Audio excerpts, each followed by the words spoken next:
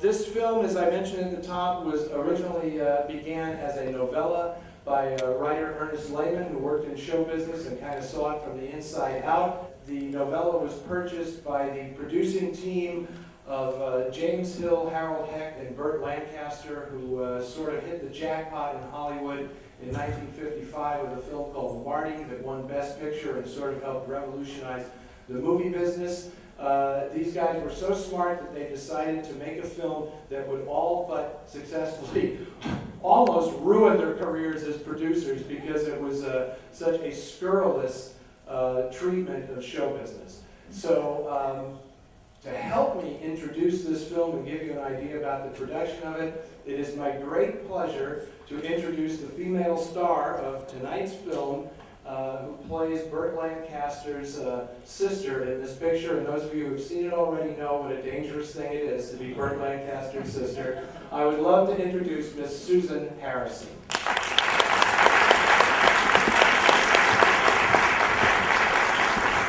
Those of you who have been here all these years know that we are privileged to do this very often, but it's still, I get a rush. When I actually, one of the actresses from one of my absolute favorite films of all time actually is standing right in front of you. It's kind of exciting.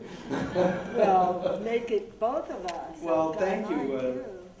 So I just want to, I have to ask you, Sweet Smell is like it's your first feature film.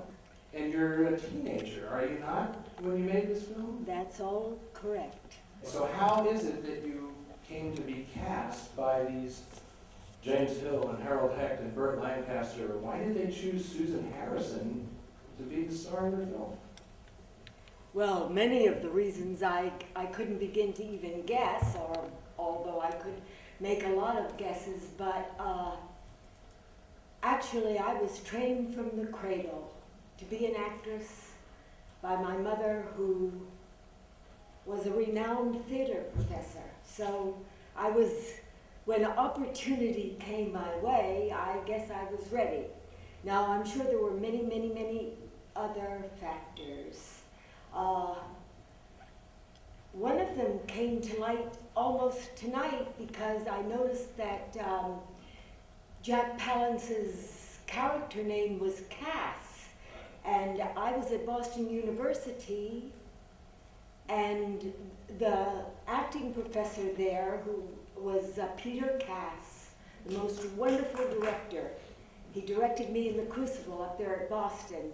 And after I saw this movie, The Big Knife, which came out that first year I was at Boston University, he asked me, did I want to go to Hollywood and meet Clifford Odetts, who was a good friend of his, which I can see.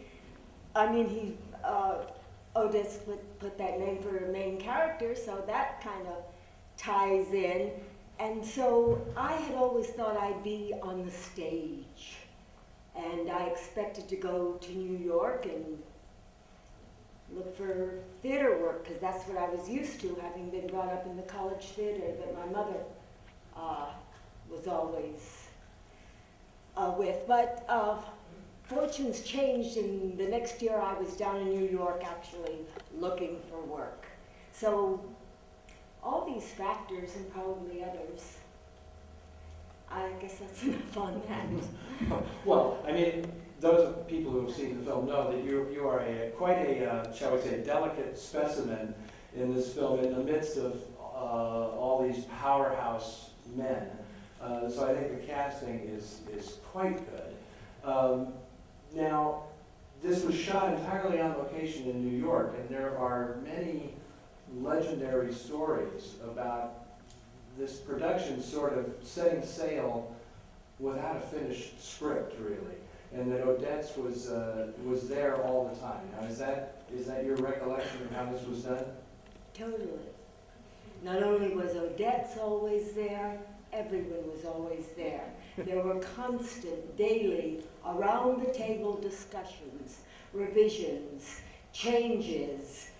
Everyone was welcome to their input. It was the most democratic. I never in my entire experience saw such a hands-on, constantly changing, totally cooperative group. Everybody was there around the table every day, Odetts and Mackendrick, and I was invited, and I was so delighted at that, and even asked what I thought, would you believe? And everyone was just staying on top of it. It was a good way to work. I've never seen it done that way, although I have been in other productions that were equally professional. They didn't get at it that closely. Was there any kind of rehearsal period for this out here before you went to New York to shoot the film? I don't remember a rehearsal period. I remember a lot of screen tests for the leading man, who turned out 5 screen tests, and it turned out to be Martin Milner, the wonderful, earnest, very cool Martin Milner. Steve Dallas, from Route 66 fame, those of you who remember that show. Unfortunately, he is still around and couldn't make it to this evening's screening, but sends his regards nonetheless. So who was the boss of this whole production? I mean, in the film, Burt Lancaster just kind of dominates everything, and I'm curious if that was also the case as a producer. Well, you know, Alexander Mackendrick directed this film, and indeed he did, although he's very gentlemanly and acts quietly normally on the set. He was commanding and ferocious, and as a matter of fact, the integrity of his leadership was the strongest comfort, probably for all of us, certainly for me. And I heard at one point that actually they had considered that Ernest Lehman was actually going to direct this himself. That was early on. But then Sandy Mackendrick got this deal with Hill, Heck, and Lancaster to do this film. Can you just tell me a little bit more about him as a director?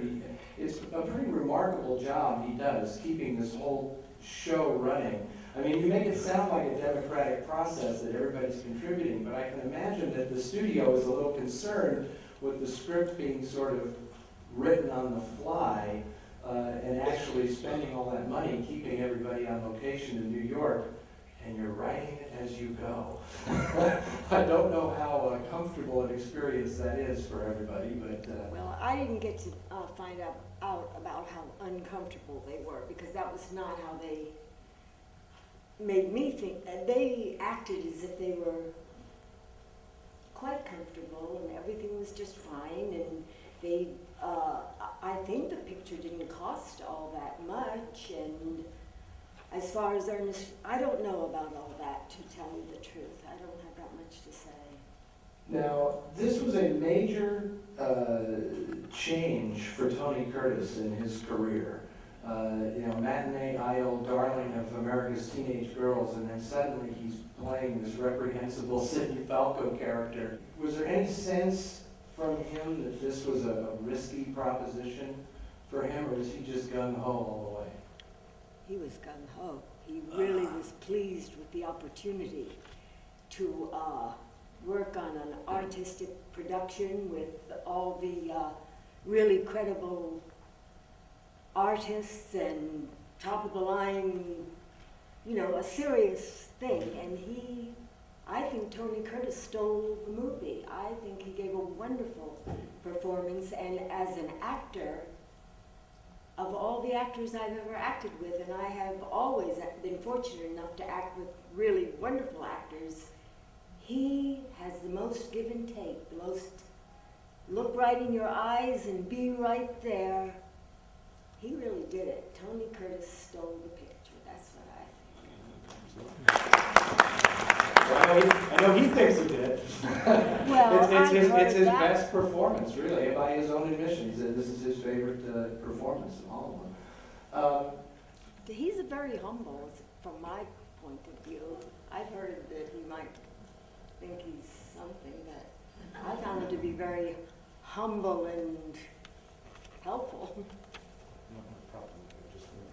Were there any problems, since so much of this is shot on location and Tony Curtis was such a heartthrob star at the time, of keeping people away from him when you're out on the streets? Were there any instances of that? Actually, yes, because about a year ago I was at an art show, an artist was showing, and he said he had met me before, and I said, oh. And he said, yes. We were shooting on the streets of New York, and it was the scene with the cab with Tony and I getting into the cab, and he had been like a young kid at the time, and come rushing up to Tony Curtis asking for his autograph. And nobody stopped him, and Tony signed it. He said, do you remember that? Well, I kind of did, you know, now that I hadn't remembered before he reminded me. So I guess everything was handled professionally, adeptly, and adroitly by that company at that time.